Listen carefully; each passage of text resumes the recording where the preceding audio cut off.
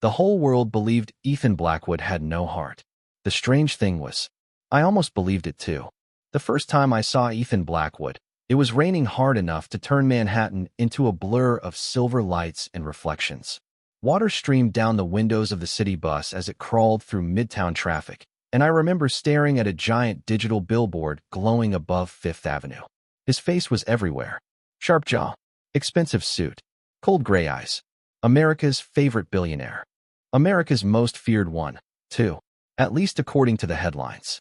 The screen flashed through images of stock market victories, corporate acquisitions, and interviews where he answered questions with the emotional warmth of a marble statue. Beside me, an older woman shook her head and muttered, "Money can't buy a soul." I didn't respond. I was too busy grading student sketches on my lap while trying not to miss my stop. My name is Claire Morgan, 27 years old, art teacher, proud owner of a secondhand Honda with a broken heater and a checking account that constantly lived on life support. Ethan Blackwood and I existed in completely different universes.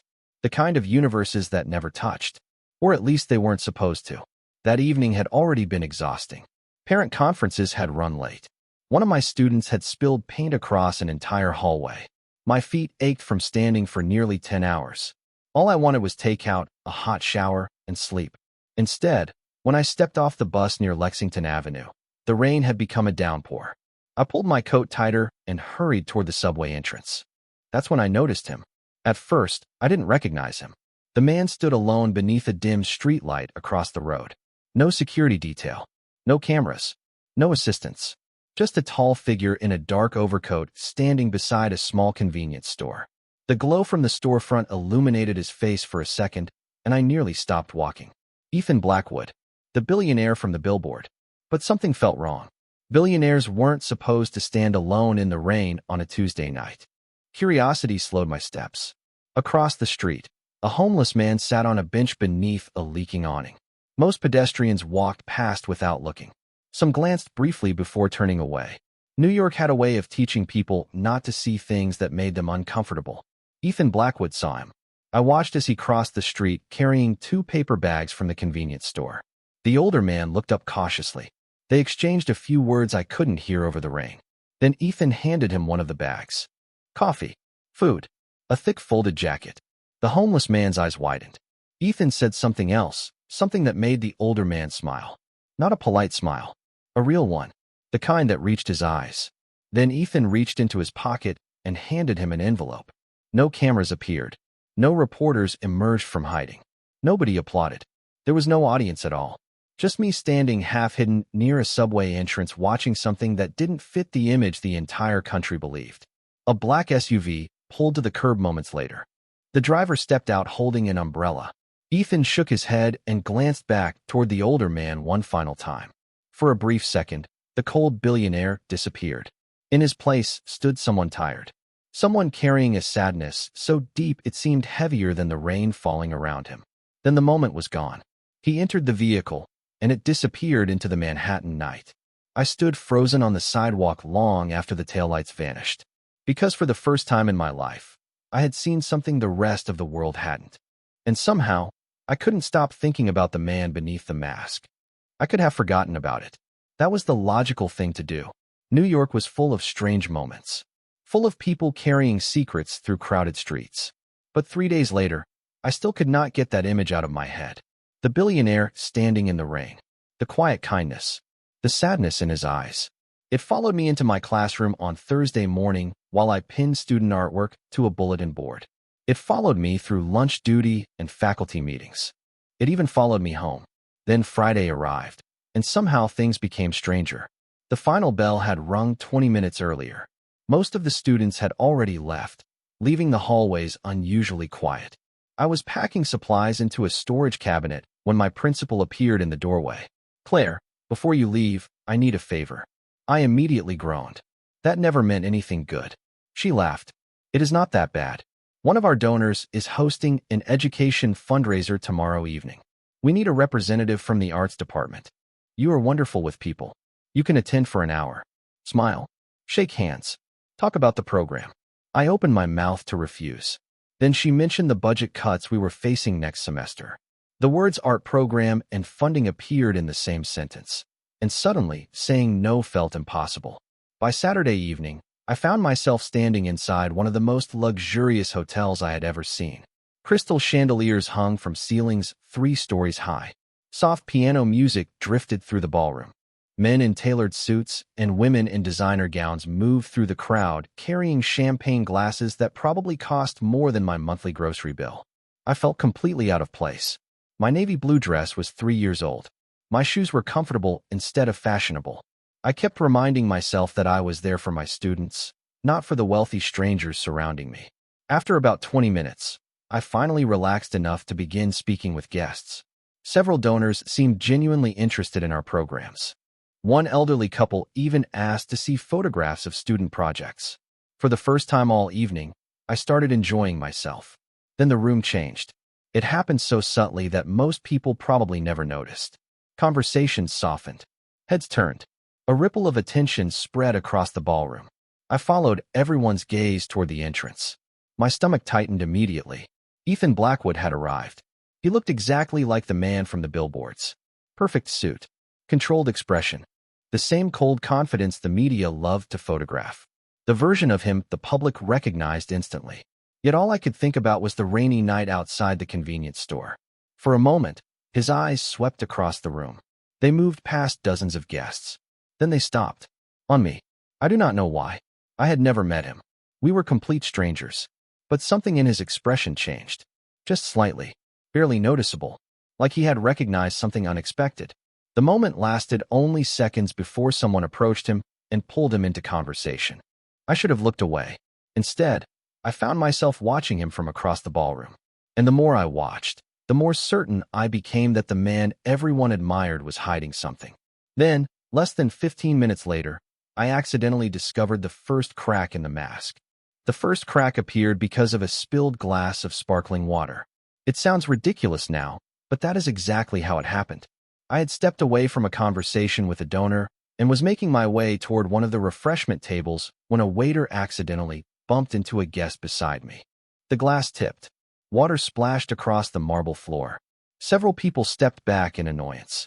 I instinctively reached for a stack of napkins and knelt to help. Most of the guests simply watched. One woman complained about her shoes. Another sighed dramatically about the inconvenience. Then a second pair of hands appeared beside mine. For a moment I assumed it was another hotel employee. I looked up and nearly dropped the napkins. Ethan Blackwood was kneeling on the floor beside me, not standing above everyone, not issuing instructions, actually helping. The surrounding conversations seemed to freeze. The waiter looked horrified. A man worth billions was cleaning up a minor spill. Ethan did not seem to notice the stunned expressions around him. He handed me a napkin. Our fingers brushed briefly. His eyes met mine. Up close, they were not cold at all. They looked tired, deeply tired, like someone who had spent years carrying a weight nobody else could see. "Thank you," I said quietly. "You did not have to help." "Neither did you," he replied. His voice was calm, lower than I expected. For a second, neither of us moved. Then the waiter apologized repeatedly, and Ethan stood. The polished billionaire mask returned so quickly I almost thought I had imagined the moment. Within seconds, several executives surrounded him again. The crowd pulled him away. But something about that brief interaction stayed with me. An hour later, the fundraiser finally began winding down. Guests started leaving. I was gathering my coat near the ballroom entrance when I realized I had left my phone on one of the cocktail tables. Muttering under my breath, I hurried back through the nearly empty corridors. The hotel felt completely different now. Quieter. The distant music had faded. The bright energy of the evening had dissolved into soft echoes and footsteps. I found my phone exactly where I had left it. Relief washed over me. Then I heard voices coming from a nearby hallway. One voice belonged to Ethan. I recognized it immediately. I was not trying to eavesdrop. In fact, I intended to leave. But a single sentence stopped me. "She still does not know," Ethan said. The words carried a heaviness that made my chest tighten. Another voice answered, older and concerned. "You cannot keep this hidden forever." Ethan was silent for several seconds. When he spoke again, his tone was almost painful. "I am not protecting myself. I am protecting her." My heart began to pound. I had no idea who they were discussing. A sister, a friend, someone from his past. Yet the emotion in his voice felt real in a way the public never saw. I backed away before I could hear anything else. The last thing I wanted was to invade someone's privacy. But as I stepped into the elevator, one question refused to leave my mind. Who was the woman Ethan Blackwood believed he still had to protect? For the next week, I tried to convince myself that none of it mattered. Whatever secret Ethan Blackwood was carrying had nothing to do with me. I had lesson plans to finish, students to encourage, and a mountain of papers waiting to be graded. Real life had a way of demanding attention. Yet every time I opened a news app, his face seemed to appear. Every article described the same man. Brilliant, ruthless, untouchable. Not one of them mentioned the stranger I had seen in the rain. Not one of them mentioned the concern I had heard in his voice at the hotel. It felt like the world knew a completely different person. The following Friday, my students were finishing a community art project for a neighborhood youth center. The school had partnered with a local nonprofit, and several volunteers had agreed to help paint a large mural that would be displayed in the center's lobby. By late afternoon, the gymnasium buzzed with activity. Paint brushes moved across giant canvases. Music played softly through portable speakers. Laughter echoed off the walls. It was the kind of day that reminded me why I loved teaching. Around 4 o'clock, one of the volunteers approached me carrying a clipboard. "Claire, there is someone here to see the project. A donor representative, I think." I barely looked up. "Send them over." My hands were covered in blue paint. A second later, the room grew unusually quiet. That was when I noticed several students staring toward the entrance. I turned. My brush slipped from my fingers. Ethan Blackwood stood in the doorway. He was dressed casually compared to the polished images on television. Dark sweater, gray coat, no cameras, no reporters, no dramatic entrance. Just a man observing a room full of children painting murals. For several seconds, neither of us spoke. Then one of my youngest students marched directly up to him, holding a paintbrush. "Do you want to help?" The entire room froze. I almost laughed from the shock of it. Nobody talked to Ethan Blackwood that way. The billionaire looked down at the 8-year-old boy. To my surprise, a faint smile appeared. A real one. "Sure," he said. "Show me what to do." 20 minutes later, I watched one of the wealthiest men in America kneeling beside elementary school students while they explained color theory. Blue paint ended up on his sleeve. Green paint somehow found its way onto his hand. He never complained. The children adored him instantly. I found myself watching from across the room, completely confused. Nothing about this matched the public image. As the event ended, volunteers began cleaning supplies and stacking equipment. Ethan lingered near one of the finished murals. It depicted a large tree with hundreds of colorful handprints forming the leaves. "Beautiful work," he said quietly when I approached. "The kids deserve the credit." He nodded. Then his eyes settled on a small silver bracelet around my wrist. The color drained from his face so quickly it frightened me. For a moment, he simply stared. Not at me, at the bracelet. His expression shifted from surprise to disbelief. "Where did you get that?" he asked softly. My heartbeat stumbled. The question sounded strangely familiar, almost desperate. I looked down at the bracelet I had worn for years. It had belonged to my late grandmother. "Why?" I asked. Ethan did not answer immediately. His gaze remained fixed on the bracelet. When he finally looked back up, something in his eyes had changed. And for the first time since meeting him, he looked genuinely shaken. For several seconds, neither of us spoke. The noise of students cleaning paint trays and folding tables faded into the background. Ethan's attention remained fixed on the bracelet resting against my wrist, as though he had seen a ghost. I glanced down at it again, suddenly self-conscious. The bracelet itself was nothing extraordinary. A simple silver chain with a small engraved charm. I had worn it for years. My grandmother had given it to me when I was 12. "Why are you looking at it like that?" I finally asked. Ethan blinked as if waking from a dream. His expression immediately became more controlled, but not before I noticed something unusual. Fear. Not fear of me. Fear of what the bracelet meant. "Where did your grandmother get it?" he asked quietly. I shrugged. I never asked. It belonged to her for as long as I can remember. "Why?" His jaw tightened slightly. Then he surprised me by asking another question. "Did she ever tell you anything about where your family came from?" The question felt strangely personal. I frowned. My family came from Boston. At least that is where I grew up. Ethan studied me carefully, not in the intimidating way powerful people often looked at others. More like someone searching for a missing piece of a puzzle. Before either of us could continue, one of my students ran across the room carrying a painting. "Ms. Morgan, look what we finished." The moment shattered. I smiled and congratulated the child. By the time I looked back, Ethan had stepped several feet away. He seemed distracted, distant, as if his mind had traveled somewhere far beyond the school gymnasium. A few minutes later, he thanked the volunteers and prepared to leave. I assumed that would be the end of it. Then he stopped beside me near the exit. "Claire." Hearing my name from him felt oddly personal. "Yes? If you ever find out where that bracelet came from, would you tell me?" I stared at him. "You still have not explained why." A faint sadness crossed his face. "Because sometimes the smallest things carry the biggest stories." Then he left. I watched through the front windows as his car disappeared into the evening traffic. The entire exchange should have ended there. Instead, it followed me home. That night, I pulled an old storage box from the back of my closet. Dust coated the lid. Inside were photographs, birthday cards, and keepsakes from my childhood. Memories I had not touched in years. I found dozens of pictures of my grandmother, smiling at family dinners, holding my hand at amusement parks, sitting beside me at elementary school recitals. Then I noticed something strange. In one photograph taken nearly 20 years earlier, she was wearing the exact same bracelet. My pulse quickened. I turned the photo over. A date had been written on the back in faded blue ink, along with a single line I had never noticed before.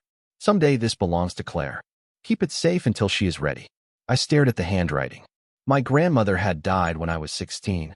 She had never explained the bracelet, never told me why it mattered. Yet suddenly I had the uncomfortable feeling that Ethan Blackwood already knew something about it that I did not. The next morning, I called my mother. Not because I wanted answers, because I suddenly realized there were questions I had never thought to ask. The phone rang twice before she answered. "Claire, honey, everything okay?" I stared out my apartment window at the gray skyline beyond the fire escapes. "I am not sure." There was a pause. That immediately got her attention. "What happened?" I looked down at the photograph still sitting on my kitchen table. The bracelet glimmered softly beside it. "Mom, did Grandma ever tell you where this bracelet came from?" Silence. Not confusion. Silence. My grip tightened around the phone. "Mom." She exhaled slowly. "Why are you asking about that now?" My pulse quickened. "Because someone recognized it." Another pause followed. Longer this time. Then she said something I never expected. "Claire, there are parts of your grandmother's life that she never talked about." I sat down immediately. "What does that mean?" "It means she disappeared for almost a year before I was born. Nobody in the family ever understood where she went. When she came back, she had money she never explained, and that bracelet never left her wrist." I stared at the wall. My heart was beating so loudly I could hear it. Did anyone ask questions? Of course they did. She never answered them. Your grandmother was stubborn. Once she decided something stayed buried, it stayed buried. The conversation ended with more uncertainty than clarity. But one thing became obvious. Ethan was not the first person connected to a mystery surrounding the bracelet. By Sunday afternoon, curiosity had completely taken over. I drove to Boston to visit my mother in person. The trip took nearly 4 hours. Rain tapped softly against the windshield most of the way. My thoughts remained tangled around the same questions. Who had my grandmother been before I knew her? Why had Ethan reacted the way he did? And why did I feel like I was standing at the edge of a story that had started decades before I was born? My mother met me at the door carrying a cardboard box. "I found this in the attic after our call," she said. "It belonged to your grandmother." Dust covered the lid. The cardboard smelled faintly of old paper and cedar. We spent nearly 2 hours sorting through photographs, letters, receipts, and newspaper clippings. Most of it seemed ordinary. Family vacations, birthday cards, old recipes. Then I found a photograph hidden inside a yellow envelope. My breath caught. A much younger version of my grandmother stood beside a man I had never seen before. He was tall, dark-haired, elegant. There was something familiar about him that I could not immediately place. On the back of the photograph, a date had been written in black ink.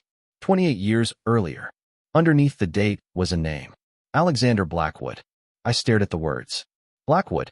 The room suddenly felt smaller. My mother leaned closer. "Do you know who that is?"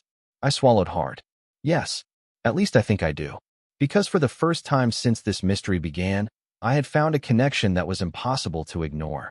The man standing beside my grandmother shared the same last name as Ethan. The drive back to New York felt longer than usual. The photograph sat on the passenger seat beside me the entire way, as if moving it out of sight might somehow make the connection disappear. Alexander Blackwood. The name repeated in my mind mile after mile. I knew enough about Ethan's family to recognize it immediately. Alexander Blackwood was his father, a business legend, a man whose image still appeared in financial magazines years after his death. Yet somehow my grandmother had known him. Not casually, not distantly. The photograph proved that. They were standing shoulder to shoulder beside a lake, smiling at each other in a way that suggested familiarity, trust, maybe even friendship. By the time I reached my apartment, darkness had settled across the city. I barely slept. Every answer seemed to create 3 new questions. Monday morning arrived with cold wind and gray clouds hanging over Manhattan. I tried focusing on work. I really did. But while my students sketched landscapes and mixed paint colors, my thoughts kept drifting back to the photograph hidden inside my desk drawer. During lunch, I finally gave in. I searched for old articles about the Blackwood family. Most were predictable. Business achievements, charity foundations, corporate expansions. Then I found something different. An archived article nearly 30 years old. The headline mentioned a philanthropic project in Massachusetts. Attached to the article was a photograph from the event. My breath caught. There she was, my grandmother, younger, standing several feet behind Alexander Blackwood during a ribbon-cutting ceremony. I stared at the screen in disbelief. This was not a coincidence anymore. Whatever connection existed between them had lasted years. The rest of the school day passed in a blur. When the final bell rang, I gathered my things and headed toward the parking lot. Rain had begun falling again. Fine droplets drifted through the cold air. I had just reached my car when my phone vibrated. An unknown number flashed across the screen. Normally, I would have ignored it. For some reason, I answered. Claire Morgan? The voice was male. Calm. Professional. Yes. There was a brief pause. Mr. Blackwood would like to speak with you. Every muscle in my body tightened. Ethan? Another pause. Yes. If you are willing. I looked out across the nearly empty parking lot. My pulse quickened. Part of me wanted to hang up immediately. Another part desperately wanted answers. When? I asked. Tomorrow evening. 7 o'clock. There is a private gallery event in Manhattan. He will meet you there. The call ended less than a minute later. I stood motionless beside my car while rain collected on my coat. The entire situation felt surreal. Billionaires did not invite elementary school teachers to private events. Not unless something important was happening. The following evening arrived faster than I expected. The gallery occupied the top floor of a renovated warehouse overlooking the Hudson River. Soft light illuminated modern artwork across white walls. Guests moved quietly through the exhibits. I spotted Ethan almost immediately. He stood alone near a large painting of an ocean at dusk.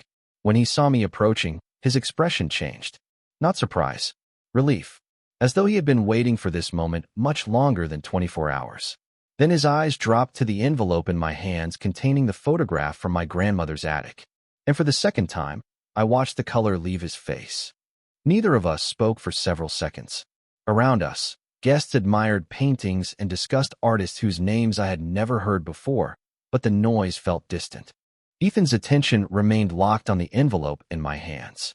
Finally, I pulled out the photograph and held it toward him. His fingers hesitated before taking it. The moment his eyes landed on the image, something softened inside him. Not surprise. Recognition. The kind that comes from seeing a memory you thought had been lost forever. You knew him, I said quietly. Ethan stared at the photograph. Yes. My voice sounded smaller than I intended. Then you knew my grandmother too. He exhaled slowly. For a moment, I thought he might refuse to answer. Instead, he glanced toward a private corridor branching off from the gallery. Come with me. The words should have sounded controlling. They did not. They sounded tired. We walked through a set of glass doors into a quieter section of the building overlooking the Hudson River. Rain streaked the windows outside. The city lights reflected across the dark water like scattered stars. Ethan placed the photograph carefully on a nearby table. My father cared about very few people outside our family, he said. Your grandmother was one of them. I felt my heartbeat quicken. How? Ethan remained silent for several seconds. Long enough that I wondered if he would answer at all. Then he surprised me. When I was 8 years old, he said, my father disappeared for nearly 6 months. The public was told he was overseas handling business matters.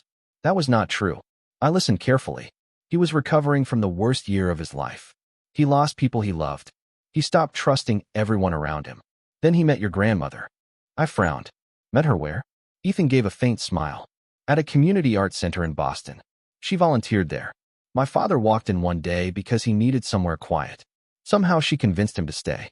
The image felt impossible to reconcile with the powerful Blackwood family I knew from newspapers. My grandmother was an art teacher too, I said softly. I know. Ethan looked toward the river. She reminded him that success was not the same thing as happiness. For years, I thought that sounded ridiculous. His expression turned distant. Then I spent my entire life proving she was right. The confession caught me off guard. For the first time, I understood why the public image never fit the man standing in front of me. He had spent years building an empire while quietly carrying lessons nobody else knew existed. Why did you never tell me any of this? I asked. Ethan's eyes met mine. Because I was not sure how much you knew. And because there is something else. Something much bigger. My pulse immediately accelerated. Bigger than this. His gaze dropped to the bracelet on my wrist. Much bigger. The sadness returned to his face. He looked almost reluctant to continue. Then he reached into the inside pocket of his jacket and removed an old photograph. When he handed it to me, my breath caught. Standing beside my grandmother was a little girl no older than 6. The child looked exactly like me. For a moment, I forgot how to breathe. The photograph trembled slightly in my hands as I stared at the little girl standing beside my grandmother. She could not have been older than 6. Light brown hair, gray-blue eyes, the same small dimple in her left cheek that appeared whenever I smiled. It felt like looking at a forgotten version of myself. That is impossible, I whispered. Ethan remained silent. The city lights reflected across the glass behind him, casting faint shadows across his face. I looked from the photograph to him and back again. When was this taken? 21 years ago, he answered quietly. My mind raced. 21 years ago, I would have been 6. The exact age of the child in the photograph. A chill ran through me. Where did you get this? It belonged to my father. He kept it in a private collection of personal photographs. After he died, I inherited everything. I stared at the image again. The child was holding the same bracelet I wore every day. My bracelet. My grandmother's bracelet. The realization hit me so suddenly that I had to grip the edge of the table for balance. Ethan watched me carefully. You understand now why I reacted when I saw it. I shook my head. No, I understand less than ever. If that is me, why do I not remember this photograph? Why do I not remember your father? Why did my grandmother never tell me any of this? Ethan's expression darkened with something that looked remarkably like regret. Because she promised she would not. The words landed like stones. Promised who? My father. The room felt smaller. Quieter. Somewhere beyond the glass, a ferry moved slowly across the Hudson, its lights drifting through the darkness. I lowered myself into a chair. Ethan remained standing. Years ago, he said, your grandmother helped my father through a difficult period of his life. During that time, they became close friends. Very close friends. He paused. And you spent a great deal of time around them. I searched desperately through my childhood memories. Birthday parties, school plays, family trips. Nothing. There was no billionaire family hidden in any of it. No powerful businessman. No lakeside photographs. Nothing. Why can I not remember any of this? Ethan looked away toward the river. Because shortly afterward, your grandmother left Boston. She cut contact with everyone connected to my father, including us. Why? That is the one question nobody ever answered. The silence stretched between us. Then Ethan reached into his jacket once more and removed a folded letter. The paper looked old, delicate, carefully preserved. He placed it on the table between us. My father received this the day your grandmother disappeared from his life. I stared at the envelope. My grandmother's handwriting covered the front. My pulse hammered inside my ears. What does it say? Ethan's gaze met mine. I have never opened it. The answer stunned me. You had this all these years and never read it? He shook his head. It was addressed to him, not me. Then why bring it now? For the first time since I had met him, Ethan's carefully controlled composure cracked completely. Because I think it was always meant for you. My hands would not move. The envelope rested on the table between us like it weighed 100 pounds. Outside the floor-to-ceiling windows, rain slid down the glass in silver trails, blurring the lights of Manhattan into streaks of gold and white. For years, that letter had existed somewhere in the world without me knowing it. Now it sat less than a foot away, waiting.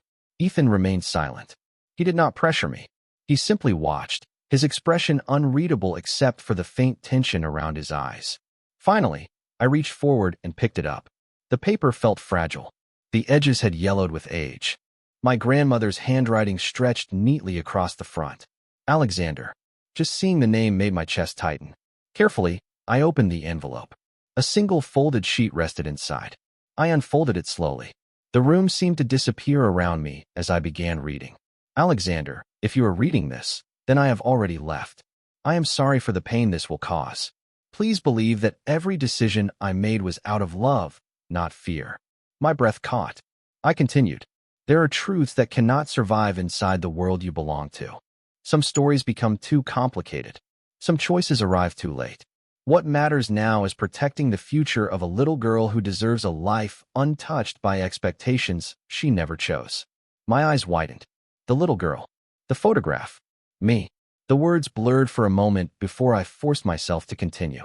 One day she may ask questions. One day she may discover connections that neither of us can erase. If that day comes, tell her only this. She was loved from the beginning, more than she will ever know. My throat tightened painfully. I could barely breathe.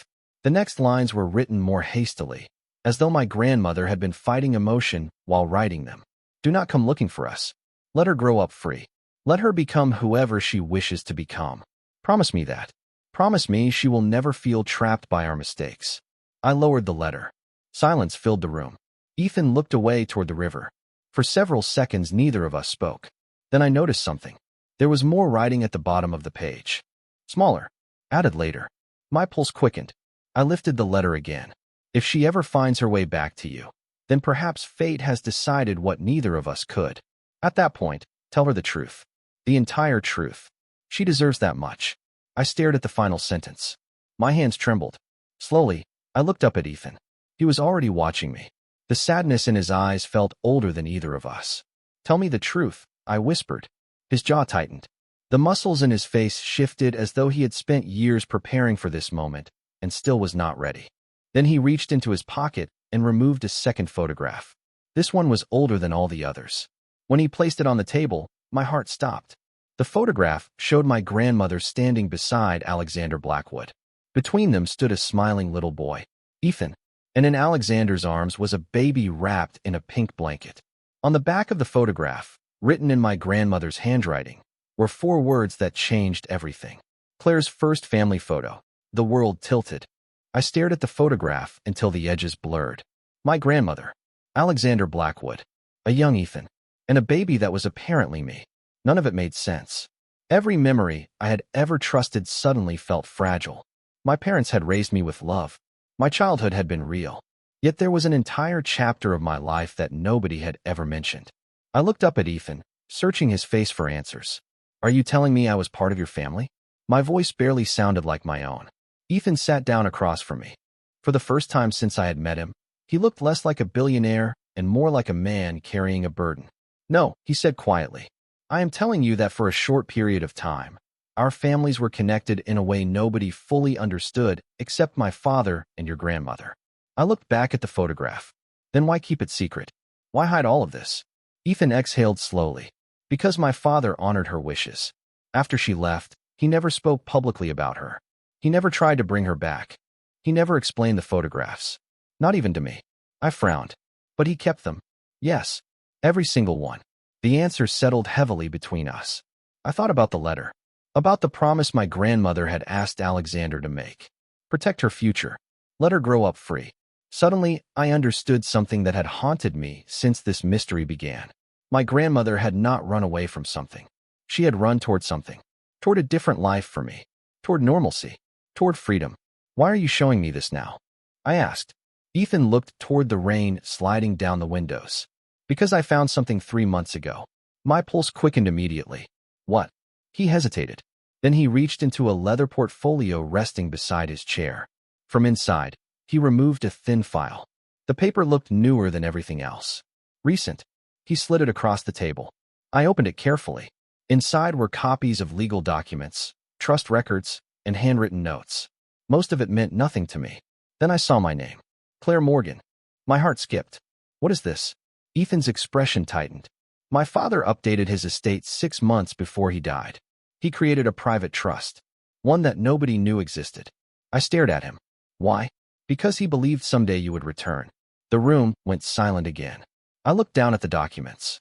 The trust had remained untouched for years. Waiting. Preserved. Protected. Not because of money. Not because of business. Because someone had never forgotten me. Tears threatened unexpectedly. I blinked them away. This is insane. I do not even remember him. Ethan nodded slowly. I know.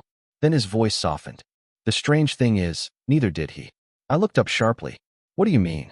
Ethan's eyes met mine. During the last years of his life, my father lost many of his memories. But there was one name he never forgot. Claire. The name hit me harder than anything else that evening. Then Ethan reached into the folder and removed one final item. A photograph taken only 2 years before Alexander died. On the back, written in shaky handwriting, were 6 words. If she comes back, tell her. My eyes remained fixed on the 6 words written in Alexander Blackwood's trembling handwriting. If she comes back, tell her. Nothing more. No explanation. No grand revelation. Yet somehow those 6 words carried more weight than every document and photograph spread across the table. I traced the faded ink with my fingertips. He had written this near the end of his life. Long after my grandmother disappeared. Long after I vanished from his world. And somehow he had still been waiting. The realization settled over me like a tide. Not overwhelming. Not dramatic. Just steady and impossible to ignore. Ethan watched quietly from across the table. He seemed to understand that no answer he could give mattered as much as the thoughts unfolding inside my own head. For years I had believed my life was ordinary. A teacher in New York. A small apartment. Student art projects hanging on classroom walls. Parent conferences. Grocery lists. Rent payments. Simple things. Real things. Yet hidden beneath that life was a story that had been waiting for me all along. What happened after she left? I finally asked. Ethan leaned back slightly. My father searched for answers at first. Not for you. For her. He wanted to understand why she had gone. Did he ever find out? Ethan shook his head. No. Eventually, he accepted that some promises matter more than explanations. I looked toward the rain-covered windows. My grandmother had protected my future. Alexander had respected her wishes. Neither of them had tried to control the outcome. They had simply waited for time to do what time does best. Reveal the truth when someone was finally ready to see it. A strange warmth settled in my chest. Not because everything suddenly made sense. It did not. There were still unanswered questions. Still gaps in the story. But for the first time, I no longer felt lost inside them. Ethan broke the silence. There is one more thing. I looked up. He hesitated. Then he smiled faintly. The expression transformed him. The cold billionaire disappeared completely. In his place was the man I had seen standing in the rain weeks earlier. The one nobody else seemed to know existed. My father used to say your grandmother saved his life. I blinked. What did he mean? Ethan glanced toward the photograph beside me. He said she reminded him that people matter more than success. That kindness matters more than reputation. He laughed softly. I ignored that lesson for most of my life. The honesty in his voice caught me off guard. Then why are you different now? The question escaped before I could stop it. Ethan looked out across the river. Because eventually you realize that building an empire is easy compared to building a meaningful life. The answer lingered between us. Outside, the rain began to slow. The clouds over Manhattan were breaking apart. Small openings revealed the lights of the city beyond. For the first time since this journey began, I understood something important. The mystery had never been about money. It had never been about family secrets or hidden photographs. It had always been about people choosing love over fear. And as I sat across from Ethan Blackwood, watching the storm finally clear, I realized neither of us were the same people who had walked into this story. 3 months later, spring arrived in New York. The city felt lighter somehow. Trees along the sidewalks carried fresh green leaves. Outdoor cafes filled with conversation. Sunlight lingered longer in the evenings. Life moved forward the way it always does, quietly and without permission. My classroom walls were covered with student artwork again. Bright colors, bold ideas, small reminders that people are constantly becoming who they were meant to be. Looking back, It was strange how much had changed since that rainy night when I first saw Ethan standing outside a convenience store. At the time, I thought I was seeing a billionaire helping a stranger. Now I understood I had been witnessing something much deeper. A man trying to honor lessons he had spent years learning. A man carrying the memory of people who had changed his life. One Friday afternoon, my students unveiled the completed mural from our community project. Families gathered in the youth center lobby. Cameras flashed. Children pointed proudly at their painted handprints. The room buzzed with happiness. I stood near the back, smiling as parents congratulated their children. Then I noticed a familiar figure standing quietly near the entrance. Ethan. No media. No security crowd. No public announcement. Just Ethan. He caught my eye and offered a small wave. The same genuine smile I had only seen a handful of times. After the ceremony ended, we stepped outside together. The evening air carried the scent of fresh rain from a storm that had passed earlier in the day. Across the street, city lights flickered to life one by one. We walked slowly without speaking at first. The silence felt comfortable now. Easy. Eventually, Ethan glanced toward me. Do you ever wish things had happened differently? The question surprised me. I thought about the photographs. The letter. My grandmother. Alexander. The years of unanswered questions. Then I shook my head. No. Because if everything had happened differently, I might never have learned the truth. Ethan looked thoughtful. Your grandmother would have liked that answer. I smiled. I think your father would have too. For a moment, neither of us spoke. Then Ethan reached into his coat pocket and handed me something small. I looked down. It was an old photograph, one I had never seen before. My grandmother stood beside Alexander near the lake from the earlier pictures. They were laughing about something outside the frame. On the back, written in my grandmother's familiar handwriting, was a single sentence. Some people enter your life to change your future. Others enter your future to explain your past. I stared at the words as emotion tightened my throat. When I looked up again, Ethan was watching me quietly. The city moved around us. Cars passed. People hurried home. Somewhere nearby, music drifted from an open restaurant door. Ordinary life. Beautiful life. The kind my grandmother had wanted for me all along. I slipped the photograph carefully into my bag and looked at Ethan. The world still saw a billionaire. Newspapers still wrote stories about power, success, and influence. But those things no longer mattered to me, because I had seen the truth hidden beneath all of it. And sometimes the greatest discovery is not finding out who someone was. It is finally seeing who they have been all along. As we continued walking beneath the glow of the city lights, I realized the mystery had ended exactly where it was always supposed to. Not with secrets, not with wealth, not even with answers, but with people, and the quiet, extraordinary ways they leave pieces of themselves behind in the hearts of others.